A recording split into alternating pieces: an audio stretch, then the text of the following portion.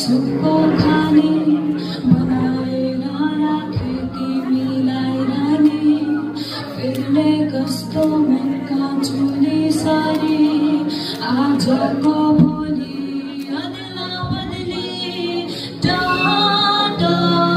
पल्टेर यो मन मेरो छरपष्ट हो देखेर छट्टै भाग्यो यही चित्त